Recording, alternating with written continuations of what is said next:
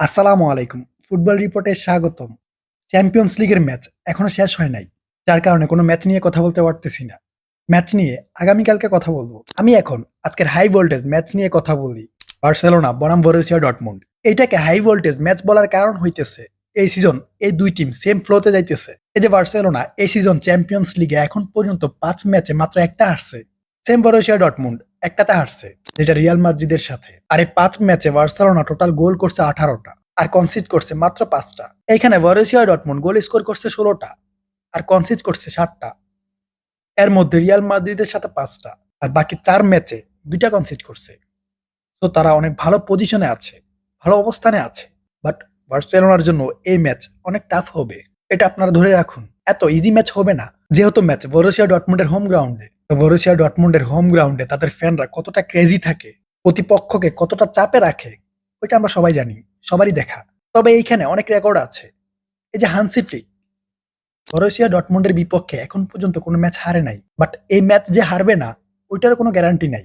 যে কোনো কিছু হইতে পারে ভাই। তবে হ্যাঁ, হানসি ফ্লিক লা লিগা পয়েন্ট ড্রপ করতেছে, লাস্ট কিছু ম্যাচ বাজে খেলতেছে, বাট চ্যাম্পিয়ন্স লিগে হানসি ফ্লিক বার্সেলোনা খারাপ করতেছে না। এরা তাদের বেস্ট পারফরমেন্স করতেছে, বেস্ট রেজাল্ট নিয়ে আসতেছে। আপনারা দেখেন বায়ার্ন মিউনিখের মতো টিমকে ৪টা হজম করাইছে।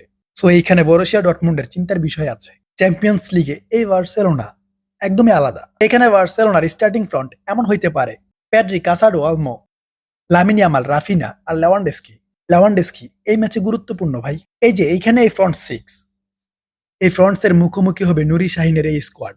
তবে নুরি শাহিনের এই স্কোয়াড এই ম্যাচ আপনার জন্য হার্ড হইতে পারে। হ্যাঁ, আপনার কাছে রাফিনা, প্যাড্রি, গাভি, লেভানডস্কি, লামিন ইয়ামালের মতো প্লেয়ার আছে, বাট এটা বরুসিয়া ডর্টমুন্ড ভাই। বার্সেলোনার রিসেন্ট পারফরমেন্স তেমন ভালো যাইতেছে না, আমি তেমন ভালো দেখতেছি না। এখন বলতে পারেন আমি রিয়াল মাদ্রিদ ফ্যান, যার কারণে এসব কথা বলতেছি, বাট এটা রিয়ালিটি। বার্সা তেমন আহামরি খেলতেছে না।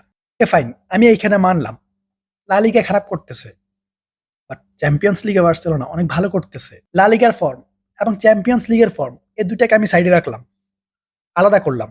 এরপরেও কিন্তু বার্সেলোনার কাছে সব থেকে বড় একটা প্লাস পয়েন্ট আছে, ওইটা বরুসিয়া ডর্টমুন্ডের ম্যানেজার নুরি শাহিন। এই যে নুরি শাহিন বিগ ম্যাচে ডাব্বা জিরো, বিগ ম্যাচে সবকিছু উল্টে ফেলে, যেটা আমরা রিয়াল মাদ্রিদের সাথেও দেখছি। বিগ ম্যাচ গুলাতে বরুসিয়া ডর্টমুন্ডের ব্যালেন্স থাকে না। নুরি শাহিনের এক্সপেরিয়েন্সের অভাব আছে, বাট রেজাল্ট অন্যরকম হইতে পারে যদি নুরি শাহিন ওই রকম পরিকল্পনা নিয়ে আসে, বিগ ম্যাচে মিস্টেক না করে। তবে বার্সেলোনার পারফরমেন্সে আমি হ্যাপি না। এরা কিভাবে শুরু করছে, এখন কিভাবে শেষ করতেছে, এটা দেখে আমি সত্যি অবাক হইতেছি। তাদের প্লেয়িং স্টাইল কেমন জানি চেঞ্জ হয়ে গেছে। হ্যান্সি ফ্লিকের আগের যে ট্যাকটিক্স, আগের যে ফর্মুলা, ওইগুলো কাজ করতেছে না। এরপর আমি এইখানে বার্সেলোনার স্টার্টিং 11 নিয়ে একটু কথা বলি। স্টার্টিং 11-এ কারা থাকবে ওইটা আপনাদের সবার জানা। এখানে গোলকিপার হিসাবে ইনাকি পেনা, দেন রাইট ব্যাকে কুন্ডে, সেন্টার ব্যাকে কুভার্সি, ইনোগো মার্টিনেজ, আর লেফট ব্যাকে এখানে ভালদে। এরপর মিডে কাসাডু, প্যাড্রি অ্যান্ড অলমো থাকলে এখানে হিউজ প্রেসার ক্রিয়েট করতে পারবে, প্রেস করে খেলতে পারবে, যেটা বার্সেলোনার জন্য প্লাস পয়েন্ট হইতে পারে। এরপর রাইট উইঙ্গে এখানে স্টার বয় লামিন ইয়ামাল এই টিমের জন্য অনেক গুরুত্বপূর্ণ। লেফট উইঙ্গে রাফিনা, আমরা রাফিনার চমক দেখার জন্য ওয়েট করতেছি ভাই। রাফিনা, লামিন ইয়ামাল, লেভানডস্কির যে কম্বিনেশন, এটা বেস্ট। এরপর কাসাডু আর প্যাড্রির যে কম্বিনেশন, তাদের যে একটা পার্টনারশিপ, এটা বার্সার অ্যাটাকিং লাইনের জন্য অনেক বেশি গুরুত্বপূর্ণ। এখানে আপনারা অনেকে ডিয়ংকে চাইতে পারেন, বাট আমি চাইবো না এখানে ডিয়ং স্টার্টিং এ থাকুক। এখানে প্যাড্রি, কাসাডু বেস্ট অপশন। আর টপ 3-তে এখানে চোখ বন্ধ করে লামিন ইয়ামাল থাকতেছে, রাফিনা আর লেভানডস্কি থাকতেছে। তো বার্সেলোনার এটা সব থেকে বড় প্লাস পয়েন্ট।